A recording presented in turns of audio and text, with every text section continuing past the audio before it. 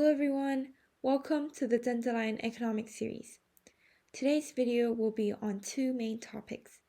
Firstly, the problem of choice, which is a part of 1.1.2 of the syllabus. And the second one is market types, which can be included as a topic that spans across the entire Unit 1. So let's first take a look at this first topic, the problem of choice. When we think of this topic, we come across this concept that was a part of the 9 concepts that we mentioned in the previous video, scarcity. So what is scarcity and what are some of the concepts that relates to this vocabulary? So goods, services, and resources. Let's first clear up what these concepts stands for. Firstly, goods. They are physical objects, in other words, tangible things, such as cars. And services, they are intangible things and tasks, such as getting a haircut. And thirdly, resources. They are all the inputs used to produce these goods and services that we mentioned. And these concepts are embedded into the definition for scarcity, which is available resources or factors of production that are finite, while wants and needs are infinite. I found a picture that could resemble this definition. So there are infinite number of hands that are in one of these apples, which could be both tangible and intangible, standing for goods and services. So these infinite wants and needs are trying to grab these fixed number of apples, both tangible and intangible, and that is scarcity. So next, we have the factors of production. There are 4 factors of production that we need to be aware of. Let's go through them one by one. Firstly, land. Land is anything under and above land, in and under sea, and encompasses all natural resources. So let's look at this picture over here. This is a picture of a farm and somebody picking the fruit. So the factor land is listed right here. So land is all these pieces of land that we require to grow these fruits from the different stages of the fruit's life. So this is the natural resources that we need. And secondly, labor. Labor is the human factor needed for production, the physical and mental effort that people contribute. So here, look at factor 1 over here. The labor, he is trying to pick the fruit. So that's an example of labor because he is putting in his physical effort to pick up these fruits. And thirdly, capital or investment goods. So they are the physical capital stock used for production, and this includes all manufactured resources. So in here, we have the truck or any other types of vehicles that are used within this production process. So this is a type of capital.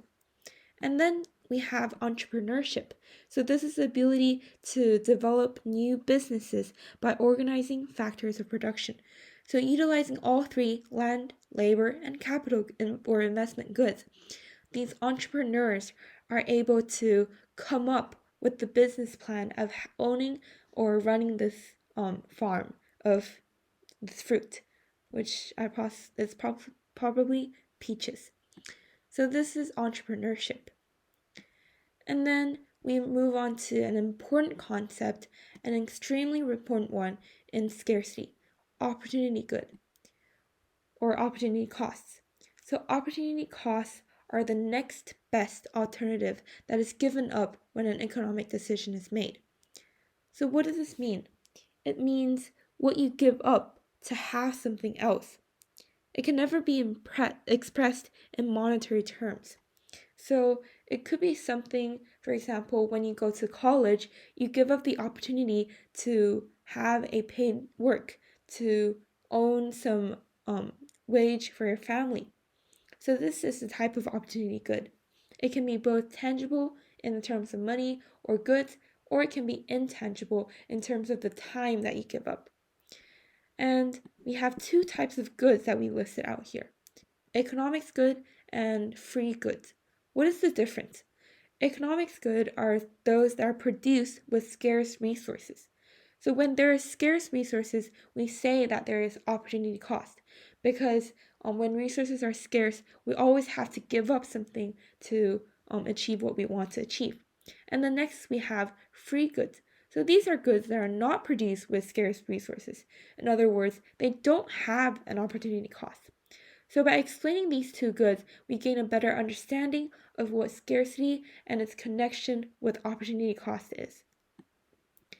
There are three main types of questions that we ask in economics: what to produce, how to produce, and for whom to produce. So, what to produce is the choice of which goods and services with the resources that are available. It is the dilemma of what to produce or what to give up. And then how to produce is a combination of resources and production methods that will be combined and contributed into the production process. And thirdly, for whom to produce. This is an important problem in considering the distribution of goods and services that the society is going to produce. Now we're finished with the topic of the problem of choice. We'll move on to market types. So we'll begin this topic by talking about market versus government intervention. So both believe that government intervention is necessary. However, there are a lot of economists that disagree on how much government intervention is necessary, or how much government should contribute as part of the market. And there are two schools of thoughts that emerge under this disagreement. So the first school of thought has many names: liberals, classical, market-based, and what's commonly called the free market. And this is when, although markets are imperfect, they work well on their own and produce positive outcomes. Though these economists hold these beliefs. And then we have the interventionists, or the centrally planned market. This is a type of market that focuses on market imperfections and inability for allocation. So government, they physically play a fundamental role in such markets. Rationing, or economic systems, is the ways in which societies allocate the scarce resources and distribute among them. So these economic systems could refer to the next two that we will talk about. First, the centrally planned market, and then the free market economy. So we'll talk about their differences.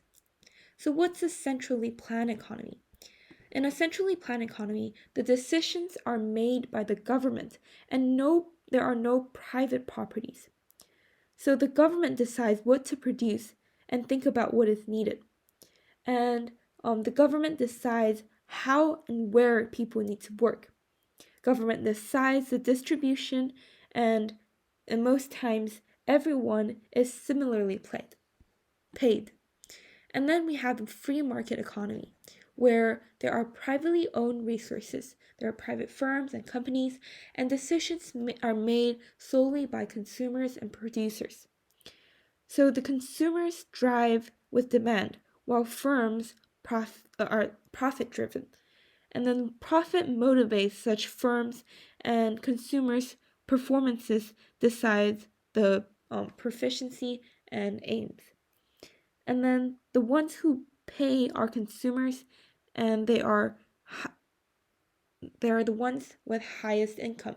So they are fairly distributed based on the income that consumers earn.